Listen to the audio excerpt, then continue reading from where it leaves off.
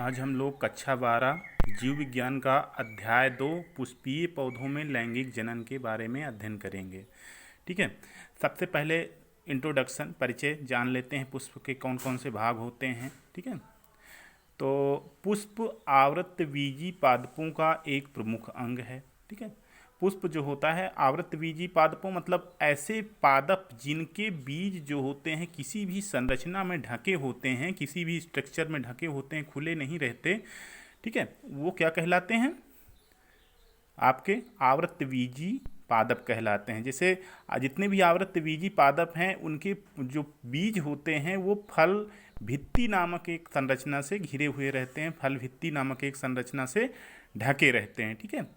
आवृतबीजी पादपों में पुष्प लैंगिक जनन प्रजनन का स्थान होते हैं। मतलब जो आवृतबीजी पादप जितने भी आवृतबीजी पादप हैं उसमें जो पुष्प यानी जो फूल होते हैं वो लैंगिक जनन अंग के भाग होते हैं, यानी यहीं पर लैंगिक जनन अंग होते हैं और यहीं पर लैंगिक जनन की प्रक्रिया संपादित होती है। पुष्प में अनेक भाग पाए जाते हैं। पुष्प के अनेक भाग होते हैं, जैसे बाह्य दल पुंज जो सबसे आकर्षक होता है। ठीक है। बाह्य दलपुंज जो हरा हरा नीचे एक संरचना होती है, वो जो दलपुंज से नीचे लगे होते हैं हरी संरचना होती है। ठीक है। वो बाह्य दल हैं।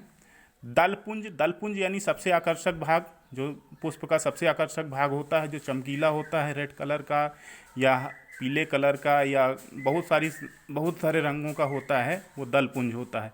ठीक है। पुष्पासन पुष्पासन जो पुष्प का सबसे नीचे वाला भाग होता है, जो कि थोड़ा सा मोटा होता है, जहाँ पुष्प जुड़ा होता है। ठीक है। वो पुष्पासन होता है। पुंकेसर तथा स्त्री केसर। पुंकेसर क्या होते हैं? पुंकेसर जो होते हैं वो नर जनन अंग हैं और स्त्री केसर मादा जनन अंग हैं। ठीक है। बाह्य दल तथा दलपुंज सहायक अंग होते हैं। ये जो दलपुंज और बाह्य दलपुंज होते हैं ये दोनों क्या करते हैं? सहायक अंग का कार्य करते हैं। ठीक है। इनको जनन करने में इनकी कोई भूमिका नहीं होती है ये केवल सहायक अंग के रूप में होते हैं।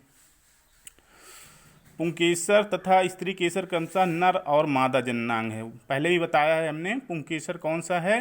नर जननांग है और स्त्री केसर मादा जननांग है। पुंकेसर और स्त्री केसर जब एक ग्रुप में होते हैं तो उन्हें क्रमशः पुमंग तथा जयांग कहते हैं। ठीक है। जब पुंकेसर और स्त्री केसर जो होते हैं एक ग्रुप में होते हैं, मतलब ग्रुप का मतलब क्या हुआ?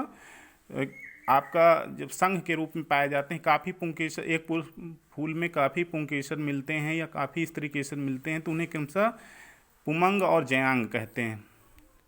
पुंकेसर में पराग कोश पाया जाता है। ठीक है। जो पुंकेसर होता है उसमें एक पराग कोश जिसमें परागकण मिलते हैं वो पाया जाता है।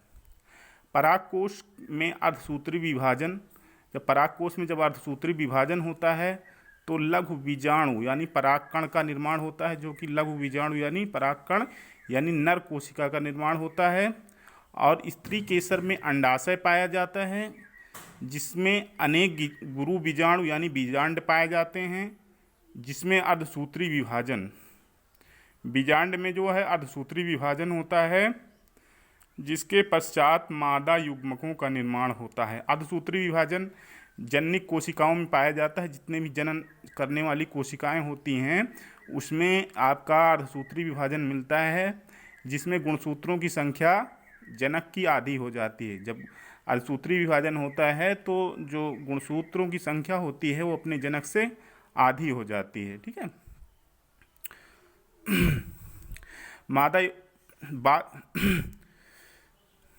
अब यहाँ पे हम देख रहे हैं एक आदर्श पुष्प की संरचना बताई गई है। पुष्प में इसके पहले हमने कौन कौन से भाग पढ़े कि पुष्प में मुख्यतः 4 भाग होते हैं। बाह्य दलपुंज यानी जो ये पुष्प के नीचे बिल्कुल यहाँ पर ये लगे हुए हैं ये, ठीक है, हरे कलर के ये ऐसी संरचनाएं हैं, ये मोस्टली ये आप देख रहे हैं, ये आपकी बाह्य दलपुंज हैं जो पुष्प के सबसे नीचे लगे होते हैं। ये पुष्प का जो सबसे आकर्षक भाग होता है, ठीक है, ग्रीन, हरा, येलो, ग्रीन, रेड, बहुत सारे कलरों में मिलता है, ये दलपुंज कहलाता है। ठीक है। पुष्प का सबसे आकर्षक जो कि हमको आकर्षित करता है वो दलपुंज कहलाता है। ठीक है। इसके बाद हमको एक संरचना मिलेगी, ये लंबी सी संरचना, ये लंबी सी एक स्ट्रक्चर है, इसे हम पुतंतु कहेंगे। और यहाँ पर एक द्विपालित एक संरचना हमको ये दिखाई पड़ रही है, उसे हम परागकोश कहेंगे। परागकण, इसी परागकोश में परागकण सुरक्षित रहते हैं, ठीक है। परागकण यही बनते हैं, यहाँ पर अनेक कोशिकाएँ पाई जाती हैं जो कि अर्धसूत्री विभाजन के द्वारा यहाँ पर अनेक परागकणों का निर्माण करती हैं। और ये परागकण ही नर कोशिका, नर जनन कोशिका होती है, जो कि यहाँ पर वर्तिकाग्र, यहाँ से आपकी वर्तिकाग्र पर यहाँ पे पहुँचती है, तो यहाँ पर फिर निषेचन की प्रक्रिया संपादित होती है, ठीक है। तो ये आपकी जो लंबी सी संरचना दिखाई रही है, ये पुतंतु कहलाता है। इसके ऊपर जो है परागकोश मिलते हैं, परागकोश में पुमणु रहते हैं या परागकण रहते हैं। इन दोनों संरचनाओं को मिलाकर क्या बनता है, पुंकेसर बनता है। पुंकेसर जो है नर कोशिका होती। अब यहाँ पे आप देख रहे हैं, ये बीचों बीच यहाँ पे एक सुराही की गर्दन के समान एक संरचना मिली हुई है, ठीक है। लंबी सी संरचना ये भी होती है। इसका जो अग्र भाग होता है उसे वर्तिकाग्र कहते हैं, बिल्कुल ऊपर वाला भाग जो होता है वो वर्तिकाग्र कहलाता है। जो परागकण होते हैं यहीं पर आकर गिरते हैं, तो यहाँ से फिर जो है परागकण, पराग नलिका बनती है, फिर यहाँ पर पहुँच जाते हैं, ठीक है, बीजांड तक, ठीक है। तो वर्तिकाग्र ही परागकणों को स्वीकार करती है, ठीक है। उसके बाद ये वर्तिका होती है, लंबी सी नली के समान एक संरचना होती है। फिर सबसे नीचे एक फूला हुआ भाग जिसे अंडाशय कहते हैं। और अंडाशय में बहुत सारे बीजांड रहते हैं, जो कि क्या होते हैं, बीजांड, बहुत सारे बीजांड होते हैं जो गुरु मात्र कोशिकाएं होती हैं। यहीं पर जो होता है निषेचन का कार्य यहीं पर संपादित होता है, ठीक है। जब निषेचन हो जाता है तो प्रत्येक जो बीजांड होता है वो बीज में परिवर्तित हो जाता है, और ये अंडाशय की जो भित्ति होती है, जो अंडाशय की जो दीवार होती है, वो फूलकर फल के रूप में तब्दील हो जाती है। तो पुष्प के इतने भाग होते हैं, ठीक है। पुष्प की आदर्श संरचना में इतने भाग होते हैं।